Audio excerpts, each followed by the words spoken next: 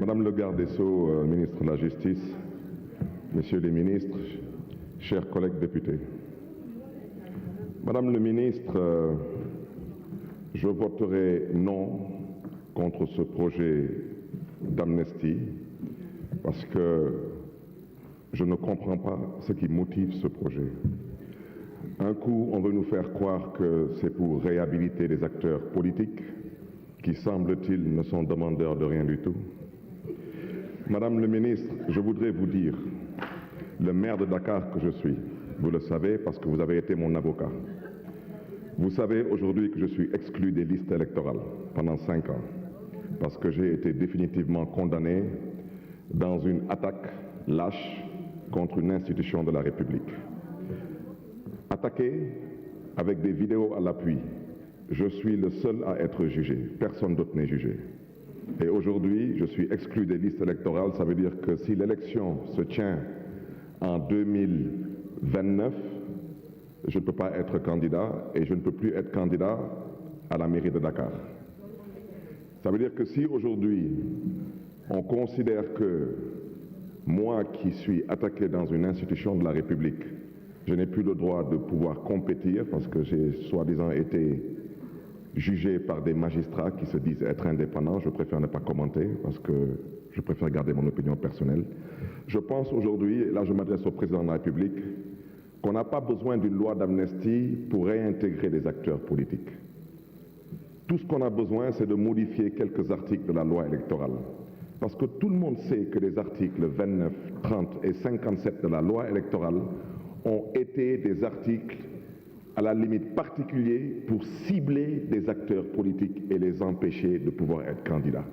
Donc, je souhaiterais demander au président de la République de bien vouloir reconsidérer sa position. Madame le ministre, je ne partage pas le point de vue de certaines personnes.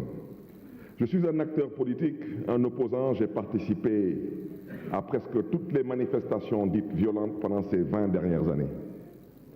Je peux vous dire ici que lors de ces dernières manifestations, de mars 2021 à peut-être 2024, j'ai été au cœur de toutes ces manifestations. Aucun leader politique n'a donné d'ordre ou d'instruction pour tuer qui que ce soit dans la rue, policiers comme manifestants. La plupart de ces manifestants, semble-t-il, auraient été tués par balle. Mais si nous devons pardonner, mais disons-nous au moins de la vérité, parce que comment oublier sans savoir? Dites-nous au moins ce qui s'est passé, parce que c'est vous qui avez fait les enquêtes. Comment pardonner sans connaître la vérité? Au moins par devoir de mémoire et par respect à toutes ces victimes. Qu'on se dise au moins des vérités. Si le président de la République veut pardonner, le président de la République doit aujourd'hui prendre sur lui, s'il est sincère, la responsabilité de sortir tout le monde de prison et de permettre à tout le monde de participer à des élections. Laissez les Sénégalais juger et voter. Ça ne sera pas la fin du monde. Le génie sénégalais a toujours su surmonter des difficultés. Députés du pouvoir comme députés de l'opposition, nous ne sommes que des Sénégalais. Et aujourd'hui, les Sénégalais sont confus, les Sénégalais sont tendus. Mais pourquoi le sont-ils? Mais parce que les Sénégalais réclament une élection. Et c'est au président Macky Sall de faire preuve aujourd'hui de hauteur, de grandeur. Oui, il dit qu'à partir du 2 avril, il n'est plus président de la République du Sénégal. Mais en même temps, il nous dit qu'il ne peut pas partir le 2 avril parce qu'il n'a pas de successeur. Mais en même temps, il dit qu'il ne sait pas qui doit organiser l'élection. Mais c'est lui qui doit l'organiser. Et je pense que c'est là-bas que se trouve, Madame le ministre, la cohésion nationale.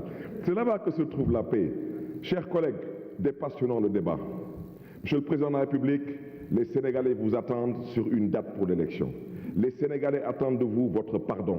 Libérez les détenus politiques, libérez les prisonniers politiques, libérez les leaders politiques et laissez le soin aux Sénégalais de choisir le prochain président de la République. Que le Sénégal connaisse une fois de plus le charme de la démocratie. Et je sais, Madame le ministre, qu'on saura éventuellement compter sur vous. Je vous remercie. Merci. La parole est à notre collègue Oumar Cissé, suivi de